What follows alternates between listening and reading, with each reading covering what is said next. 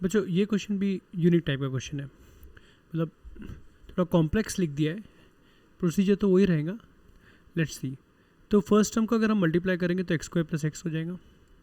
Second term को multiply करेंगे तो x square plus 3x plus 2 हो जाएगा ना, first term. Second term, third term को अगर मल्टीप्लाई करेंगे तो एक्स स्क्वायर नहीं लिखा है लेकिन 4x, क्योंकि x plus 1 x plus 2 into x plus 3 होगा ना, 4x प्लस बाद में इधर जो टर्म था मैं समझाने के लिए लिख देता हूँ, इसके बाद क्या होना चाहिए, x plus 2 into x plus 3 रहेगा, तो यहाँ 5x हो जाएगा मल्टीप्लिकेशन में। और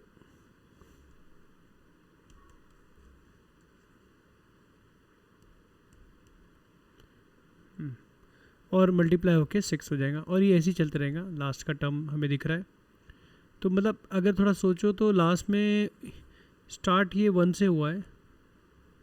और गया n तक, तो ऐसे भी सोचे तो नंबर ऑफ n टर्म्स हो गया, मतलब लास्ट का टर्म लिखे नहीं तो भी चलेगा, सिर्फ आप ऐसे लिख दो n टर्म्स हो रहे, क्योंकि वो सब में से एक एक मिल रहा है, इक्वल्स टू 10n दिया है। ओके,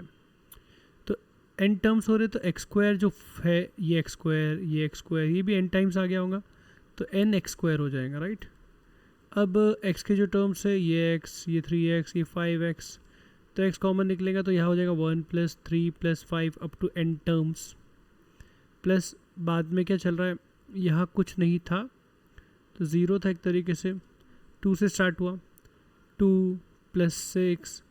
तो ज़ीरो था तो ये n-1 टाइम्स आ जाएगा, टर्म्स आ जाएंगे, क्योंकि ज़ीरो भी था ना n टर्म्स में, और इक्वल 10 टर्म्स। अब इसके बाद 6 के बाद ये 2 और 3 से 6 आया था, ये वाले 2 और 3 से, तो आगे 3 और 4 था, तो हमें पता है 3 इंटू 4 12 आने वाला था, तो यहाँ पर नेक्स्ट टर्म 12 होता था। तो क्या बन रहा है इधर, यहाँ पर क्या बन रहा है, कॉमन डिफरेंस तो चेंज हो गया, 4 हो गया, 6 हो गया। ओके, तो कॉमन डिफरेंस 4 फिर 6, और क्या लिख लेते हैं आगे, क्योंकि 3 इंटू 4 था, 4 इंटू 5 आगे आएगा 20, यहाँ पर 20, तो डिफरेंस क्या हो गया 8। तो देखो कॉमन डिफरेंस जो है वो AP में है, तो कॉमन डिफरेंस अगर AP में है तो ये इसका जनरल टर्म क्वाड्रेटिक रहेगा, तो इनको बाजू में ले लेता हूँ, 2 4 12 20 ये लोग जो है इनका जनरल टर्म क्वाड्रेटिक रहेगा, तो let the general term be an² plus bn plus c। अगर कॉमन डिफरेंस AP में है तो, सॉरी डिफरेंस अगर AP में है तो जनरल टर्म क्वाड्रेटिक होता है, डिफरेंस का डिफरेंस रहा तो क्यूबिक होता है, तो यहाँ से आप n को अगर 1 ले लोगे तो यहाँ पर क्या मिलेगा T1, तो ये हो जाएगा a plus b plus c equals to T1 हमारे हिसाब से 2 है, n को 2 ले लेंगे तो T2 4a 2 square a 4a plus 2b plus c equals to 4, 3 put कर दोगे तो 9a plus 3b plus c equals to क्या हो रहा है, थर्ड टर्म, अच्छा ये 6 था, सॉरी 6, और ये 12 है, ये 6 था। अब देखो इन दोनों को माइनस कर दो, तो इन दोनों को माइनस, तो इन दोनों को माइनस की तो ये मिला, फिर इन दोनों को माइनस करेंगे तो 5a plus b equals to 6 मिल गया, फिर इन दोनों को माइनस कर देंगे तो 2a इक्वल टू 2 मिल गया, तो a इक्वल टू 1 मिल गया। ओके, अब a1 मिल गया, तो यहाँ पर a को 1 पुट कर दो तो आपको यहाँ से b मिल जाएगा 1, और ये a1 है b1 है, तो c क्या होना चाहिए 0 होना चाहिए, तो c आपको 0 हो जाएगा। तो बेसिकली जनरल टर्म हमें मिल गया tn इक्वल टू an² था ये वाला, तो जनरल टर्म आ गया 1n² प्लस 1n प्लस 0, तो ये हमारा जनरल टर्म है। किसका जनरल टर्म है, इनका जनरल टर्म है। ओके, तो हम वापस क्वेश्चन पे आ जाते, साइड में कर लेते इसको।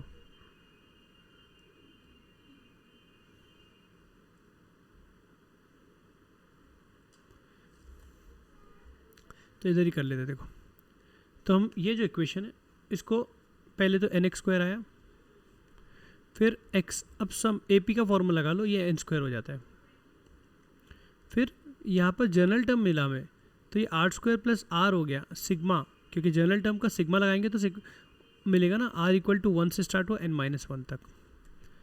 Equals to 10n। तो अब सिग्मा इस पर अप्लाई करते हैं, हमको आता है सबको। आर स्क्वायर की जगह क्या आता है, n into n plus one, तो n की जगह n-1 है क्योंकि लास्ट टाइम n-1 है, तो n into n-1 plus 1 n plus 1 into 2 into n-1 plus 1 by 6। और r का भी आपको पता है n इंटू n प्लस 1 होता है, तो n-1, तो ये सब थोड़ा लिखना पड़ेगा अच्छे से, बड़ा क्वेश्चन है। तो यहाँ पर ये हो गया, और इस सिग्मा क्या होगा, n-1, n की जगह n-1 आ गया, n-1 plus 1 n plus 1 bye 2, और सामने 10n है, और यहाँ nx square plus xn square. तो ये सब हो गया भाई, तो थोड़ा गंदा बन गया जो है वो है। अब क्या करेंगे, इसको सिंप्लीफाई करो, फाइनल क्या मिलता है, nx प्लस यहाँ पर n स्क्वायर माइनस 31 मिल जाएगा equals to 0। Cross multiply and everything करना होगा, ओके। अब सवाल क्या था, सवाल ये था n की वैल्यू निकालनी थी, लेकिन इस तरह से कि इसके 2 कॉन्सिक्यूटिव इंटीग्रल सोल्यूशन हो, मतलब एक 1 है तो दूसरा 2 हो, एक 2 है तो दूसरा 3 रहे। मतलब इसका मतलब क्या हुआ, डिफरेंस ऑफ रूट्स, क्योंकि कॉन्सिक्यूटिव है तो 1 रहे। तो डिफरेंस ऑफ रूट का फॉर्मूला तो हमें पता है, इसको स्क्वायरिंग भी कर सकते हैं, बिना फॉर्मूला नहीं पता है तो स्क्वायरिंग बोथ साइड में मॉड हट जाता है, तो ये अल्फ़ा प्लस बीटा का whole square minus 4 alpha beta equals to 1। तो अल्फ़ा प्लस बीटा क्या हो जाएगा, 3n minus b minus 3n by 3 का whole square minus 4c by a equals to 1। तो अब इसको सॉल्व करना है, ये कैंसिल हुआ, ये 3 इधर गया, 3n square minus 4n square minus 4 into 31, तो प्लस हो गया माइनस माइनस इक्वल्स टू, यहाँ 3 इधर भी चले जाएगा। तो फाइनल आपको मिल रहा है माइनस n स्क्वायर, और यहाँ 3 माइनस 4 124, तो n स्क्वायर आपको मिलेगा माइनस 121, माइनस माइनस इधर से कैंसिल हो गया, तो n आपको मिला प्लस माइनस 11। तो क्योंकि n था वो नंबर ऑफ टर्म्स थे, तो आंसर है n इक्वल टू 11। तो इंटरेस्टिंग सवाल था, इसमें दिखने में डेंजर है क्वेश्चन, लेकिन आप इसको सॉल्व करते जाओगे तो आंसर आ जाएगा, ओके।